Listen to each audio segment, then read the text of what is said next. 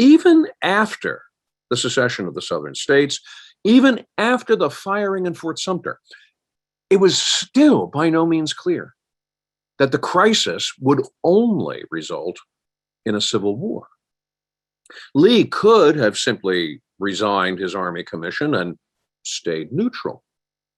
Or he could accept the invitation extended to him to take command of Virginia forces and play the role of mediator between Virginia and the Union, and thus achieve, by peacemaking, a fame greater than his father had ever enjoyed in war. But of course, it did not turn out that way. Like many, many others, Lee found the secession crisis galloping away from him. And in the end, step by step, incrementally, he found himself by 1862 as the commander of the Army of Northern Virginia. He played that role as perfectly as he had tried to play every other role in life. That he failed did not necessarily surprise him. On the way to Appomattox Courthouse, he frankly admitted that he had always expected that the war would turn out the way Appomattox showed it would.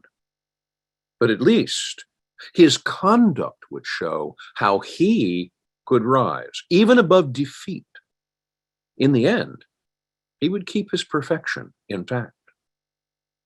Sure. So the terms that Grant offers, which he will later say in his memoirs, just came to him. He didn't know what he was going to write until he set pen to paper. The terms that he offers are that the men will surrender their weapons and their flags, and they will go home on parole. That is an important term that we should maybe flesh out a bit, but they're prisoners of war. In other words, they are prisoners of war who are vowing not to take up arms again against the United States government. And the provision that Grant adds, that is a new provision that we don't see in other terms of surrender, is that they will not be bothered, essentially, they will not be arrested by Union authorities so long as they observe the laws in place where they reside. So that's a new part. We don't see that in Vicksburg. We don't see that in other surrender terms. Lee, though, also adds a line, and I think this is important to point out. So we no longer have unconditional surrender, Grant. There's reasons for that, I believe, and I'm not suggesting that he did wrong, but there is a little bit of negotiation that's going on here, and that is that Lee will add until they are exchanged. And this might seem like a throwaway line, but I think it's important for two reasons.